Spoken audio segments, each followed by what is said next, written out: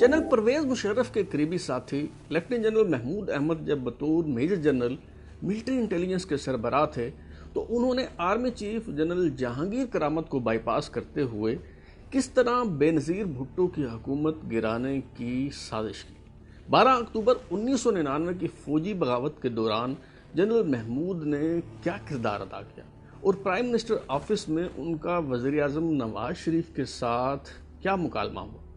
बतौर brigadier western literature के दिलदादा, aviator glasses पहनने के शौकीन और पीने पिलाने का ज़ौक रखने वाले जनरल महमूद जो तनी हुई मूछों के हवाले से मशहूर थे, उनकी ज़िंदगी में आखिर ऐसा क्या हुआ कि वो मज़हब की तरफ माइल हो गए और रिटायरमेंट के बाद न सिर्फ उनका हुलिया और तर्ज ज़िंदगी बदल गया बल्कि वो तबलीगी जमात के अलावा किसी को वक्त देने के रवादार नहीं है। जब वर्ल्ड ट्रेड सेंटर पर हमला हुआ तो उस वक्त DGISI लेफ्टिनेंट जनरल महमूद कहाँ थे। आज हम यही गुत्थी सुलझाने की कोशिश करेंगे। तराजू की नई सीरीज पाकिस्तान के जर्नैल की पहली किस्त के साथ मैं हूं बिलाल होरी और आप देख रहे हैं तराजू।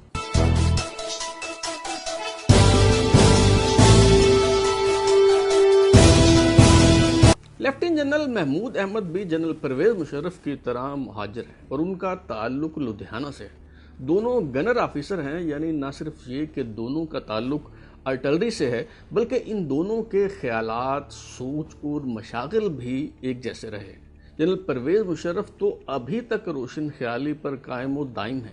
अलबत्ता महमूद अहमद इस्लाम की तरफ माइल होने के बाद अपनी ज़िंदगी तबलीगी जमात के लिए वक्फ कर चुके हैं। पीने पिलाने और ज़िंदगी जीने की बातें करने वाले जनरल महमूद जो कभी एविएटर ग्लासेस और तनी हुई मूछों के लिए मशहूर थे और अपनी बेटी के साथ मिलकर स्टीफन हॉकिंग की किताब a brief history of time पढ़ा करते थे ताकि कायनात की तख्लीक जैसे मौज़ूआत पर गौर कर सकें। उनकी ज़िंदगी में ये तब्दीली कब और कैसे आई कि उनकी वज़ाकता और अंदाज़ो अतवार ही नहीं, सारी शख्सियत ही बदल गई। स्टीव कोल अपनी किताब डायरेक्टोरेट एस के सफ़ा नंबर 60 पर लिखते हैं कि अमेरिकन CIA ने 2001 में रिपोर्ट तैयार की कि पाक फौज और ISI के बाज़ अफसर अपने क्लाइंट्स यानी तालिबान के शिद्दत पसंदाना नज़रियात से मुतासिर हो गए। इन रिपोर्ट्स के बाद इस बात के अमकानात में इजाफा हो गया कि कहीं इनकलाबी नज़रियात के हामिल जर्नैल पाकिस्तानी रियासत और इसके जौहरी प्रोग्राम पर काबिज न हो जाए। क्लासिफाइड रिपोर्ट्स में जनरल महमूद अहमद के बारे में ये बताया गया कि वो मजहबी कायाकल्प के बाद तालिबान से मुतल्लिक इस कदर पुरजोश हैं कि उन्हें पाकिस्तान के कौमी मफादात की भी परवाह नहीं। 11 सितंबर 2001 के वक्त अमेरिका के इस्लामाबाद में तैनात दिफाई अताशी कर्नल डेविड ओ स्मिथ जो दरअसल फौज से रिटायर हो चुके थे और अब दिफाई अताशी के कवर में CIA के लिए काम कर रहे थे, वो जब 1982 में Quetta command and staff college training के लिए आए तो उनकी बेशुमार पाकिस्तानी अफसरों से दोस्ती हो गई। उनमें से एक जनरल महमूद अहमद भी हैं। लेफ्टिनेंट जनरल महमूद अहमद ने DGISI बनने के बाद अपने दोस्त कर्नल डेविड ओ स्मिथ को ISI हेडक्वार्टर बुलाया और बताया कि वो इस्लाम की तरफ कैसे माइल हो। जनरल महमूद के मुताबिक जब वो 1990 में LOC के करीब जहलम में तैनात 23वीं डिवीजन को कमांड कर रहे थे तो उनके साथी फौजी अफसरों ने उन्हें मशवरा दिया कि वो इस्लामी तालीमात का असर नौ मुतालिया करें क्योंकि उनकी अस्करी मामलात पर तो खासी गिरफ्त थी मगर वो मजहबी मौज़ूआत से नबल थे। लोग उनसे फौज से मुतल्लिका अमूर पर तो रहनुमाई लेते मगर इखलाकी रहनुमाई के लिए मौलवी के पास जाया करते थे। जनरल महमूद कहते हैं कि यूनिटी ऑफ कमांड के लिए ज़रूरी था कि मैं मजहबी तालीम हासिल करूं ताकि मेरे मातहत फौजियों को किसी और के पास ना जाना पड़े। टेक्टिकल और मॉरल इशूज़ पर यूनिटी ऑफ कमांड की खातिर मैं मजहबी तालीमात की तरफ मुतवज्जे हुआ। इस पर अमेरिका को परेशान होने की ज़रूरत नहीं। शायद इसी सोच के तहत ही जनरल महमूद को मजहबी नहीं बल्कि सियासी मामलात की तरफ भी माइल होना पड़ा। उन्होंने लेफ्टिनेंट जनरल हमीद गुल के दौर में ISI में काम किया और बाद अज़ां जब उन्हें DG मिलिट्री इंटेलिजेंस बना दिया गया तो उन्होंने वज़ीर आज़म बेनज़ीर भुट्टो के दूसरे दौरे हुकूमत में साजिशों का जाल बिछा। जनरल जहांगीर करामत जमहूरियत पर पुख्ता यकीन रखने वाले सिपा सालार थे और उनकी भरपूर कोशिश थी कि वो सियासी कीचड़ से अपना दामन आलूदा ना करें।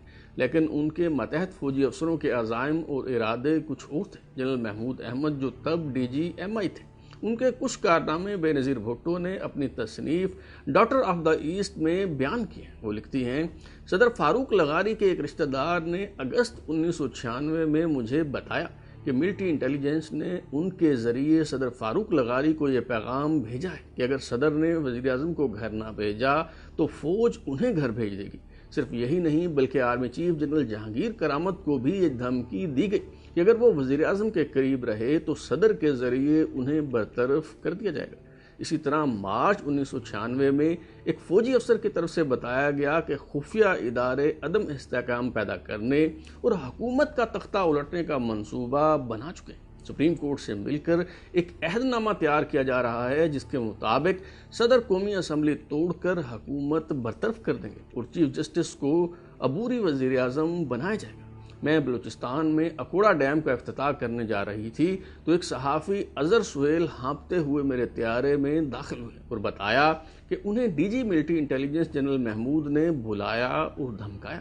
جنرل محمود نے کہا، تم بے نظیر کی حمایت کرنا چھوڑ دو، اس پر کرپشن کے الزامات لگاؤ، نہیں تو اس کی حکومت گرانے کے بعد تمہیں بھی دیکھ لیں گے۔ حکومت کی بدعنوانیوں سے متعلق رپورٹوں پر مبنی ایک فولڈر بھی ان کے حوالے کیا گیا۔ وزیر اعظم بے نظیر بھٹو نے آرمی چیف جنرل جہانگیر کرامت کو صورتحال سے آگاہ کرتے ہوئے مطالبہ کیا کہ حکومت کے خلاف سازشیں کرنے والے فوجی افسروں کو ہٹایا جائے، مگر جنرل جہانگیر کرامت اس بات پر رضامند نہ ہوئے اور اس کے بجائے وہ خود استعفیٰ دینے پر رضامند ہو گئے۔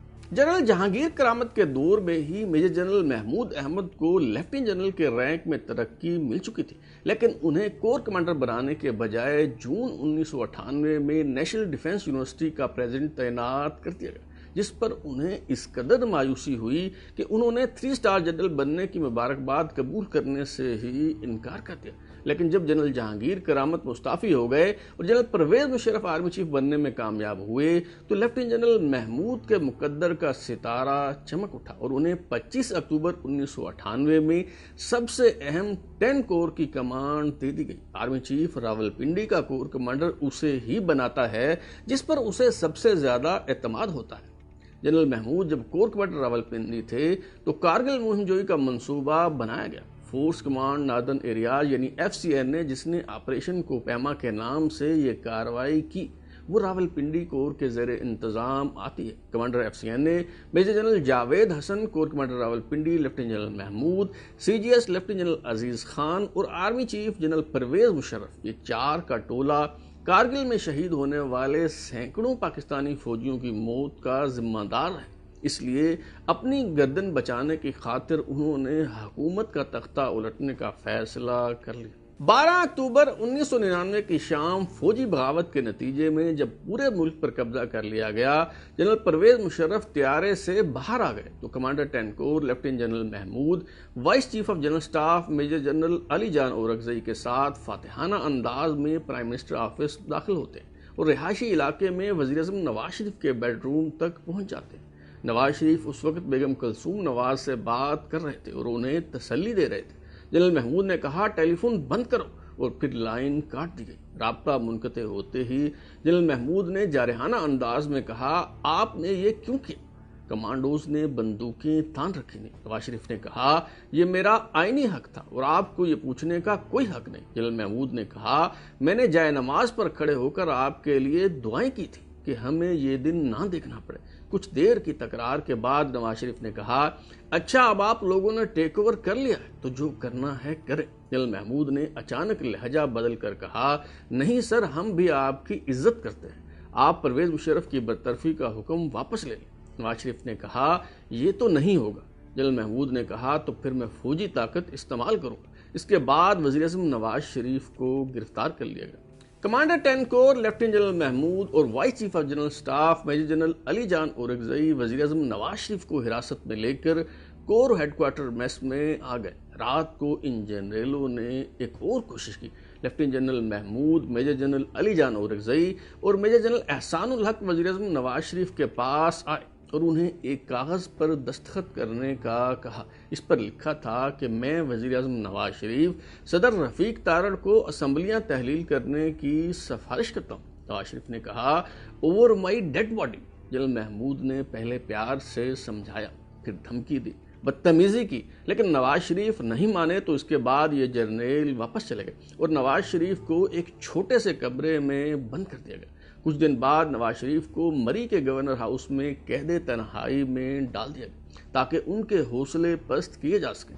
یہاں 4 ماہ کے دوران ان کی کسی سے ملاقات نہیں ہوئی۔ ان کے بیٹے حسین نواز اور بھائی شہباز شریف بھی یہیں قید تھے، مگر ان تینوں کو ایک دوسرے کی کوئی خبر نہ تھی۔ ایک روز نواز شریف نے اپنے بیٹے حسین نواز کی تلاوت کی آواز سنی تو انہیں معلوم ہوا کہ وہ خیریت سے ہیں۔ مری کے گورنر ہاؤس میں 4 ماہ تک قید رکھنے کے بعد نواز شریف کو کراچی لے جا کر ان کے خلاف انسداد دہشت گردی کی عدالت میں ہائی جیکنگ کا مقدمہ چلانے کا فیصلہ ہوا۔ جنرل پرویز مشرف کا خیال تھا کہ قید تنہائی نے ان کی ساری اکڑ نکال دی ہوگی اور اب نواز شریف سے کوئی بھی بات منوانا مشکل نہ ہوگا۔ نواز شریف سے بات چیت کا ٹاسک ایک بار پھر لیفٹیننٹ جنرل محمود احمد کو دیا گیا۔ راولپنڈی سے کراچی جاتے ہوئے نواز شریف کو جہاز میں سوار کروایا گیا تو جنرل محمود ان کے سامنے والی نشست پر براجمان ہوئے۔ دوران سفر نواز شریف کو کافی اور سینڈوچ پیش کیے گئے۔ جنرل محمود کا خیال تھا کہ نواز شریف خود بات شروع کریں گے اور اپنی قید تنہائی سے متعلق کوئی گلہ شکوہ کریں گے تو وہ انہیں ڈیل کر کے بیرون ملک جانے کا مشورہ دیں گے۔ لیکن اس فضائی سفر کے دوران نواز شریف خاموش بیٹھے رہے اور ایک لفظ تک ان کے منہ سے نہ نکلا۔ یوں بات چیت آگے نہ بڑھ سکی اور نواز شریف کو کراچی لے جانے کے بعد لانڈھی جیل میں بند کر دیا گیا۔ 12 اکتوبر کی فوجی بغاوت کے بعد لیفٹیننٹ جنرل محمود DGI تعینات ہونے کے بعد ملک کے دوسرے طاقتور ترین شخص بن چکے تھے۔ DGI lieutenant general Mahmood world trade centre پر حملے کے وقت امریکہ میں تھے اور ان کی اہلیہ بھی ان کے ہمراہ تھی۔ 11 ستمبر کی صبح وہ امریکی سینٹ کی انٹیلیجنس کمیٹی کے ارکان پورٹر گراس اور بوب گراہم کے ساتھ ناشتہ کر رہے تھے جب یہ خبر موصول ہوئی کہ ورلڈ ٹریڈ سینٹر کو دہشت گردوں نے زمین بوس کر دیا ہے۔ امریکی وزیر خارجہ کولن پاول اور نائب وزیر خارجہ رچرڈ آرمیٹیج نے 7 نکاتی مطالبات اور الٹیمیٹم پر مشتمل ایک فہرست تیار کی اور نان پیپر یا ان آفیشیل میمو کے طور پر یہ فہرست 13 ستمبر کو DGI جنرل محمود کے حوالے کر دی۔ DGI جنرل محمود جو امریکہ میں تھے، 13 ستمبر 2001 کو ان کی امریکی نائب وزیر خارجہ رچرڈ آرمیٹیج سے ملاقات ہوئی تو رچرڈ آرمیٹیج نے جارحانہ انداز اپناتے ہوئے کہا، میں جو بات کہنے جا رہا ہوں اس میں گفت و شنید کی گنجائش نہیں ہے، اور پھر امریکی صدر بش کے انداز میں کہا، یا تو آپ ہمارے ساتھ ہیں یا پھر ہمارے خلاف۔ جنرل محمود نے پاک امریکہ تعلقات کی تاریخ بیان کرنے کی کوشش کی تو رچرڈ آرمیٹیج نے کہا، میں اس تاریخ سے بہت اچھی طرح سے واقف ہوں، اسے چھوڑو، ہم مستقبل کی بات کر رہے ہیں۔ یوں سمجھو کہ تمہارے لیے ایک نئی تاریخ کا آغاز آج ہو رہا ہے۔ امریکہ نے پاکستان کو 7 مطالبات پر مبنی جو فہرست تھمائی تھی، اس میں کہا گیا تھا کہ اپنی سرحدوں اور اپنے ملک سے القاعدہ کو روکیں، اسامہ بن لادن کی لاجسٹک سپورٹ بند کریں، امریکی فوج کو پاکستان کی فضائی اور زمینی حدود استعمال کرنے کا لامحدود اختیار دیں، امریکہ کو پاکستان کے نیول ایئر بیسز اور سرحدات تک رسائی دیں، انٹیلیجنس اور امیگریشن سے متعلق معلومات شیئر کریں، 11 ستمبر کے حملوں کی مذمت کریں اور امریکہ یا اس کے اتحادیوں کے خلاف کی جا رہی دہشت گردی کے لیے پاکستان میں موجود حمایت کو کچل دیں، طالبان کو ایندھن کی فراہمی روک دیں اور پاکستان سے جانے والے جہادیوں کو روکیں۔ اگر اسامہ بن لادن اور القاعدہ کے اس حملے میں ملوث ہونے کے شواہد موجود ہوں، طالبان تب بھی اس نیٹ ورک کو پناہ دینے پر مصر ہوں تو پاکستان طالبان حکومت کے ساتھ سفارتی تعلقات ختم کر دے، ان کی حمایت ختم کر دے، القاعدہ اور اسامہ بن لادن کو تباہ و برباد کرنے میں ہمارا ساتھ دے۔ ان مطالبات پر جنرل پرویز مشرف نے کیا کہا اور افغانستان پر حملہ کرنے سے پہلے DGI لیفٹیننٹ جنرل محمود کو کیوں فارغ کر دیا گیا، یہ سب معلوم ہو سکے گا آئندہ قسط میں۔ اگر آپ اپنی رائے دینا چاہتے ہیں یا پھر کوئی تجویز، تو ہمارا واٹس ایپ نمبر 033284105337 دستیاب ہے۔ اپنا فیڈ بیک دیں، لائک کریں، سبسکرائب کرنے کے بعد بیل یعنی گھنٹی دبائیں اور دیکھتے رہیں ہمارا چینل ترازو۔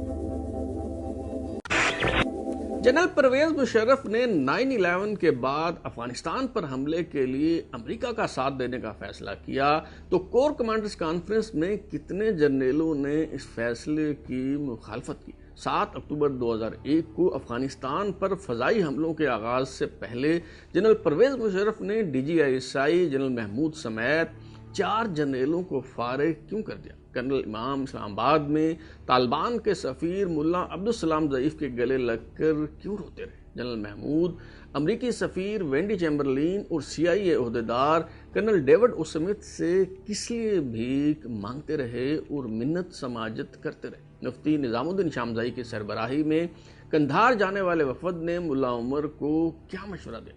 11 सितंबर हमलों के मास्टरमाइंड अता मोहम्मद, डेनियल पर्ल के कातिल उमर सईद शेख और जनरल महमूद का आपस में क्या ताल्लुक है। जनरल महमूद ने परवेज मुशर्रफ के दौर में 1965 की जंग पर एक किताब लिखी। इसमें आखिर ऐसा क्या था कि फौज ने मार्केट से तमाम किताबें उठाकर तलब कर दी। आज हम तारीखी हकाइक की रोशनी में यही सब कुछ जानने की कोशिश करेंगे। तराजू के नए सिलसिले पाकिस्तान के जर्नल की दूसरी किस्त के साथ मैं हूं बिलाल गौरी और आप देख रहे हैं तराजू।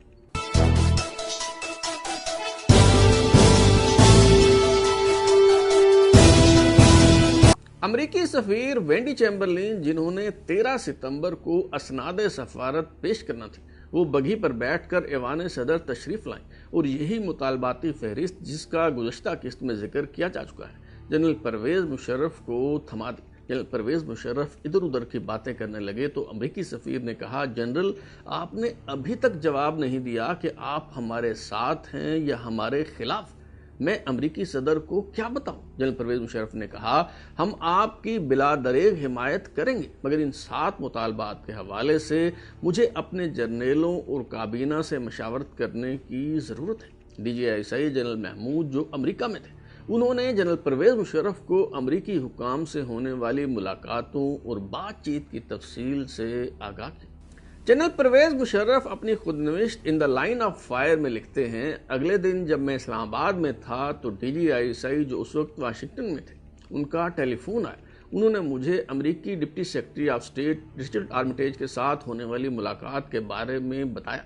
आर्मिटेज ने इंतहाई गैर सफारती अल्फाज में, जो मेरे ख्याल में पहले कभी इस तरह नहीं बोले गए होंगे, कोलिन पाउल के अल्फाज दोहराए और DG से कहा, ना सिर्फ हमें यह फैसला करना है कि हम अमेरिका के साथ हैं या दहशतगर्दों के, बल्कि हमने अगर दहशतगर्दों का साथ देने का फैसला किया तो वो बमबारी करके हमें पत्थर के दौर में भेज देंगे। ये इंतहाई वाज़ेह धमकी थी और ये भी जाहिर था कि अमेरिका ने जवाब देने का और बहुत सख्त जवाब देने का फैसला कर लिया था। सबसे पहले तो हम ये जानने की कोशिश करते हैं कि क्या अमरीकी नायब वजीर खारजा रिचर्ड आर्मिटेज ने पाकिस्तान पर बमबारी करने और पत्थर के ज़माने में धकेलने की धमकी दी थी। जब बाद अज़ां जनरल परवेज मुशर्रफ ने अमरीकी चैनल CBS न्यूज़ के शो 60 मिनट्स में यही बात दोहराई तो न सिर्फ अमेरिकन प्रेसिडेंट जॉर्ज बुश ने इस धमकी से लाताल्लुकी का इजहार किया, बल्कि अमरीकी नायब वजीर खारजा रिचर्ड आर्मिटेज ने भी इस बात की तरदीद की कि उन्होंने पाकिस्तान पर बमबारी करने या पत्थर के ज़माने में धकेलने की धमकी दी थी। जनरल परवेज मुशर्रफ का अमेरिका का साथ देने का जवाब ही यही था कि पाकिस्तान को बचाने की खातिर ये फैसला किया गया, लेकिन अब साफ जाहिर है कि ये सब फसाना था और जनरल परवेज मुशर्रफ या फिर जनरल महमूद दोनों में से कोई एक झूठ बोल रहा है। बहरहाल DGISI जनरल महमूद पाकिस्तान वापस आए और 17 सितंबर को तालिबान के अमीर मुल्ला उमर से मुलाकात करने के लिए कंधार रवाना हो गए। स्टीव कोल अपनी किताब डायरेक्टोरेट एस के सफ़ा नंबर 73 पर इस मुलाकात की तफसील बयान करते हुए लिखते हैं कि ISI चीफ ने वकीलाना अंदाज में दलील देते हुए कहा, नमाज मुसलमानों पर फर्ज है, इसे बिस्तर मर्ग पर भी नहीं छोड़ा जा सकता। मुल्ला उमर ने इस बात से इत्तफाक किया तो DGISI ने कहा, लेकिन अगर आप नमाज पढ़ रहे हो और सांप आ जाए तो क्या करते हैं। मुल्ला उमर ने कहा, आप नमाज तोड़कर पहले इस खतरे से निपटते हैं और फिर नमाज मुकम्मल करते हैं। क्या आप नहीं देख रहे कि एक बहुत बड़ा एनाकोडा यानी अमेरिका अफगानिस्तान की तरफ बढ़ रहा है। ऐसे में 2.5 करोड़ अफगानों के अमीर होने के नाते आपका उसामा बिन लादेन से किया हुआ मेहमान नवाजी का वादा ज्यादा अहम है या अपने लोगों को बचाना ज्यादा जरूरी है। جنرل محمود کی اس دلیل پر ملا عمر نے کہا کہ کل علماء کی کابل میں مجلس شورا ہے، تم یہ معاملہ وہاں سب کے سامنے رکھنا۔ جنرل محمود نے علماء کے اس اجلاس میں شرکت کی، مگر یہاں سے بھی محض یہ فتویٰ جاری کرنے پر اکتفا کیا گیا کہ اگر اسامہ بن لادن اپنی منشا و مرضی سے چاہیں تو افغانستان سے چلے جائیں۔ جنرل پرویز مشرف نے اپنی سوانح عمری ان دا لائن آف فائر کے صفحہ نمبر 216 پر لکھا ہے کہ ملا عمر ایک ضدی انسان ہے اور اس سے بات چیت کرنا دیوار سے سر پھوڑنے کے مترادف ہے۔ زاہد حسین اپنی تصنیف نو ون وار کے صفحہ نمبر 6 پر لکھتے ہیں کہ ملا عمر اب اپنے سرپرستوں کی بات سننے کو بے تیار نہ تھے۔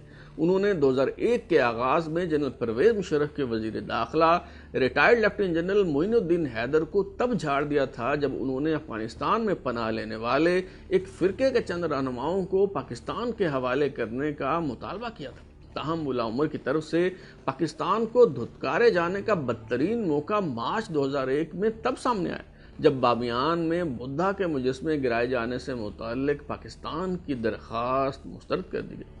امریکی صدر جارج بش نے 20 ستمبر 2001 کو امریکی کانگریس کے مشترکہ اجلاس سے خطاب کرتے ہوئے طالبان حکومت کو الٹیمیٹم دیا کہ تمام القاعدہ رہنماؤں کو امریکی حکام کے حوالے کریں، دہشت گردوں کے تمام ٹریننگ کیمپ بند کریں، امریکہ کو رسائی دیں تاکہ اس بات کی تصدیق کی جا سکے کہ دہشت گردوں کے تمام کیمپ بند ہو چکے ہیں۔ جارج بش جونیئر نے کہا کہ ان مطالبات پر بات چیت کی گنجائش نہیں، یا تو اس پر عمل کریں یا پھر اپنے مقدر کا سامنا کرنے کے لیے تیار ہو جائیں۔ 24 ستمبر کو DGISI جنرل محمود امریکی سفارت خانے گئے تاکہ امریکی سفیر وینڈی چیمبرلین اور امریکی ملٹری اتاشی کے کور میں کام کر رہے CIA اہلکار کرنل ڈیوڈ او سمتھ سے ملاقات کر کے طالبان حکومت کے لیے ایک اور موقع حاصل کر۔ اسٹیو کول اپنی کتاب ڈائریکٹوریٹ ایس کے صفحہ نمبر 75 پر اس ملاقات کی تفصیل یوں بیان کرتے ہیں۔ جنرل محمود نے کہا،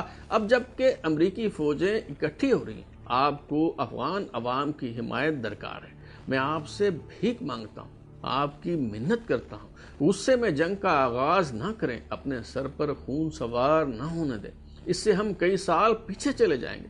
ملا عمر ڈرے ہوئے ہیں، دہشت گردی سے نجات حاصل کرنے کے لیے طاقت کا وحشیانہ استعمال کرنے کے بجائے ان سے بات چیت کرنا زیادہ سود مند ہوگا۔ طالبان کو تباہ کر دیا گیا تو افغانستان پھر وار لارڈز کے ہاتھوں میں چلا جائے گا۔ جنرل محمود نے سن تزو کے اس حکمت انگیز قول کا حوالہ بھی دیا کہ جنگ جیتنے کا سب سے قیمتی ہنر یہ ہے کہ آپ ایک گولی چلائے بغیر جنگ جیت لیں۔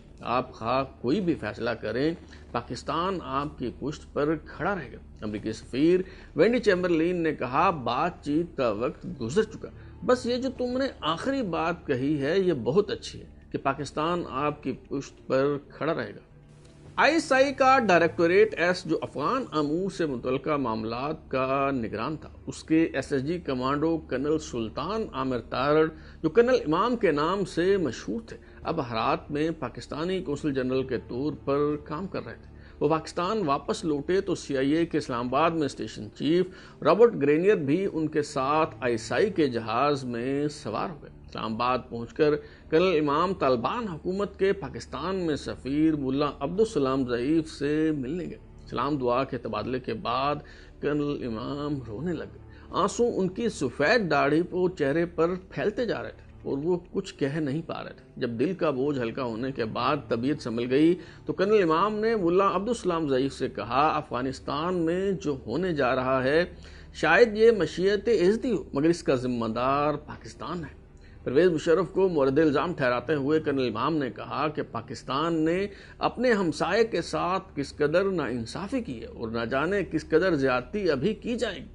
پرویز مشرف جو کہہ رہا ہے اس کا خمیازہ نہ صرف اسے اس دنیا میں بلکہ اگلے جہان بھی بھگتنا پڑے گا۔ یہ کہہ کر کرنل امام ایک بار پھر رونے لگے۔ اسٹیو کول اپنی کتاب ڈائریکٹوریٹ ایس کے صفحہ نمبر 81 پر لکھتے ہیں کہ ملا عبدالسلام ضعیف جنہوں نے پہلے وزیر اور پھر پاکستان میں سفیر کے طور پر سفارتی حوالے سے اہم ترین منصب پر ملا عمر سے وفاداری نبھاتے ہوئے ذمہ داریاں سر انجام دی تھیں، 11 ستمبر کے حملوں کے بعد انہوں نے قندھار کا سفر کیا اور ملا عمر سے ملاقات کی۔ ملا عمر نے انہیں بتایا کہ میں نے اسامہ بن لادن کو طلب کیا اور ان سے نیو یارک اور واشنگٹن پر ہونے والے حملوں کے بارے میں پوچھا۔ انہوں نے قسم کھا کر کہا ہے کہ یہ حملے انہوں نے نہیں کروائے۔ میں اسامہ بن لادن پر اس سے زیادہ دباؤ نہیں ڈال سکتا۔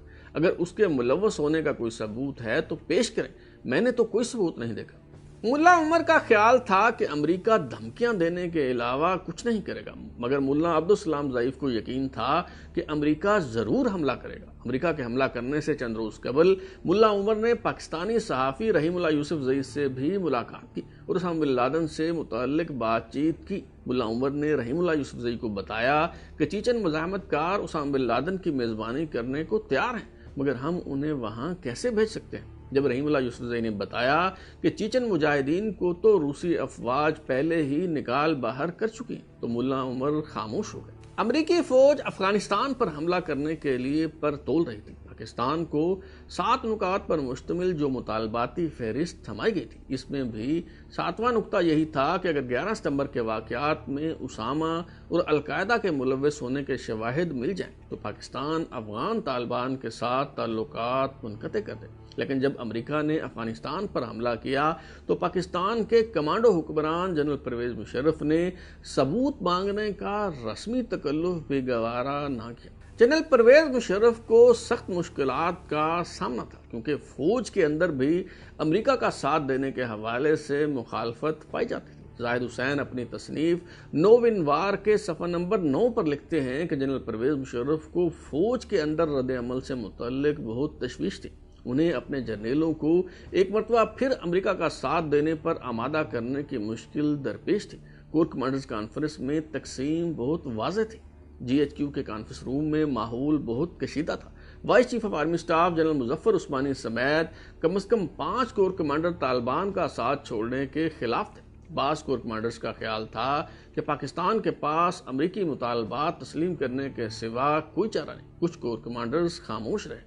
کور کمانڈرز کانفرنس کے بعد اختلاف کرنے والے corps commander vice chief of general staff general Muzaffar Usmani کے دفتر میں جمع ہو گئے۔ D G I S I general Mahmood اور corps commander Lahore general Aziz Ahmed Khan جو اس سے پہلے چیف آف جنرل سٹاف رہ چکے تھے، وہ بھی امریکہ کا ساتھ دینے کے حق میں نہ تھے۔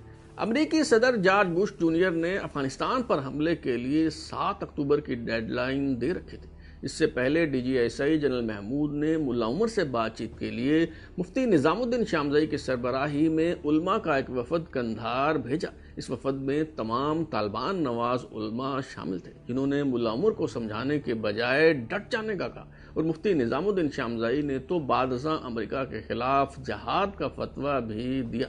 7 اکتوبر 2001 کو امریکی فوج نے افغانستان پر فضائی حملوں کا آغاز کر دیا اور اس حملے سے پہلے جنرل پرویز مشرف نے جی ایچ کیو میں اپنے مخالف دھڑے پر دھاوا بول دی۔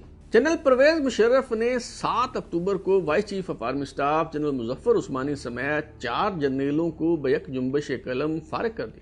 D G I S I lieutenant general Mahmood کو chairman joint chief of staff committee بنانے کی پیشکش کی گئی، مگر وہ vice chief of army staff بننا چاہتے تھے، چنانچہ انہیں گھر بھیج دیا گیا۔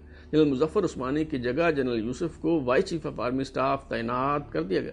جنرل محمود کی جگہ لیفٹیننٹ جنرل احسان الحق جو اس سے پہلے ڈی جی ملٹری انٹیلیجنس رہ چکے تھے، انہیں ڈی جی آئی ایس آئی بنا دیا گیا۔ لیفٹیننٹ جنرل خالد مقبول کو فارغ کر کے چیئرمین نیب تعینات کر دیا گیا اور سینیئرٹی لسٹ میں 6 نمبر پر موجود لیفٹیننٹ جنرل عزیز احمد خان کو فل جنرل بنا کر chairman joint chief of staff committee کے طور پر کھڈے لائن لگا دیا گیا۔ جنرل پرویز مشرف اپنی اہلیہ صحبہ مشرف کے ہمراہ جنرل محمود کے گھر گئے تو ان کی بیوی نے کہا، آپ میرے شوہر کی وجہ سے برسر اقتدار ہیں، اور یوں اس جملے سے ان دونوں کی دوستی ختم ہو گئی۔ حالانکہ جنرل محمود اور جنرل پرویز مشرف نہ صرف دونوں مہاجر ہیں بلکہ دونوں کا تعلق بھی آرٹلری سے ہے۔ پرویز مشرف کو یہ خدشہ تھا کہ اگر جنرل محمود کو vice chief of army staff بنا دیا گیا تو وہ انہیں فارغ کر کے خود زمام اقتدار سنبھال لے گا۔ جنرل محمود کو فارغ کرنے کی اس کے علاوہ بھی کئی وجوہات تھیں۔ امریکی اس کے خلاف تھے، اس کے علاوہ بھی جنرل محمود کے خلاف دیگر کئی الزامات تھے۔ جب جنرل محمود 17 ستمبر کو ملا عمر سے ملنے قندھار جا رہے تھے تو وہ کسی کو اپنے ساتھ نہیں لے جانا چاہتے تھے۔ جنرل پرویز مشرف کے اصرار پر انہیں افغانستان میں سابق پاکستانی سفیر عزیز خان کو اپنے ساتھ لے جانا پڑا، لیکن ملا عمر سے ملاقات کے دوران پاکستانی سفارتکار عزیز خان کو باہر بٹھا دیا گیا۔ ایچ جی کیسلنگ اپنی کتاب آئی آف پاکستان کے صفحہ نمبر 179 پر لکھتے ہیں کہ جنرل محمود کی طالبان اور القاعدہ سے قربت بہت واضح تھی اور بہت جلد وہ امریکی سیکورٹی حکام کی نظروں میں آ گئے۔ بالخصوص 17 ستمبر 2001 کو ان کی ملا عمر سے ملاقات کیا سرائیوں کی وجہ بن گئی۔ جنرل محمود نے اسامہ بن لادن کو امریکہ کے حوالے کرنے سے متعلق منافقت کا مظاہرہ کیا۔ مشرف نے تو اسامہ کو امریکہ کے حوالے کرنے سے متعلق ملا عمر کو راضی کرنے کا کہا تھا، مگر ملا عمر سے پرائیویٹ ڈسکشن کے دوران جنرل محمود نے کہا کہ اسامہ کو امریکہ کے حوالے نہ کریں۔ جنرل مشرف کو یہ بات طالبان کے ذریعے معلوم ہو گئی، اور جب امریکہ نے ISI کے طالبان اور القاعدہ سے رابطوں پر سوالات اٹھائے تو مشرف کے پاس جنرل محمود کو گھر بھیجنے کے علاوہ کوئی چارہ نہ رہا۔ مغربی میڈیا میں یہ الزامات بھی عائد کیے جاتے رہے کہ جنرل محمود 11 ستمبر کے حملوں میں ملوث ہیں۔ غیر ملکی اخبارات میں شائع ہونے والی رپورٹس میں دعویٰ کیا گیا کہ ورلڈ ٹریڈ سینٹر پر حملوں کے ماسٹر مائنڈ محمد عطا کے اکاؤنٹ میں دبئی سے عمر سعید شیخ نے جنرل محمود کے کہنے پر $1,00,000 جمع کروائے۔ یہ وہی عمر سعید شیخ ہیں جو وال اسٹریٹ جرنل کے صحافی ڈینیل پرل کو قتل کرنے کے الزام میں سزا کاٹ رہے ہیں۔ جنرل محمود نے ریٹائرمنٹ کے بعد پرویز مشرف کے دور میں 1965 کی جنگ سے متعلق ایک کتاب لکھی، eleven of victory, a military history of the Indo Pak war 1965۔ یہ کڑوا سچ اس قدر ناگوار گزرا کہ GHQ نے مارکیٹ سے تمام کتابیں اٹھا کر تلف کروا دی۔ اس کتاب کے قابل اعتراض حصے حذف کرنے کے بعد فوج کے سروسز کلب نے دوبارہ history of Indo Pak war 1965 کے عنوان سے شائع کیا۔ اب تک کے لیے اتنا ہی۔ بلال اوری کو اجازت دیجیے، پھر ملاقات ہوگی۔ اگر آپ اپنی رائے دینا چاہتے ہیں یا پھر کوئی تجویز تو ہمارا واٹس ایپ نمبر 033284105337 دستیاب ہے۔ اپنا فیڈ بیک دیں، لائک کریں، سبسکرائب کرنے کے بعد بیل آئکن گھنٹی دبائیں اور دیکھتے رہیں ہمارا چینل ترازو۔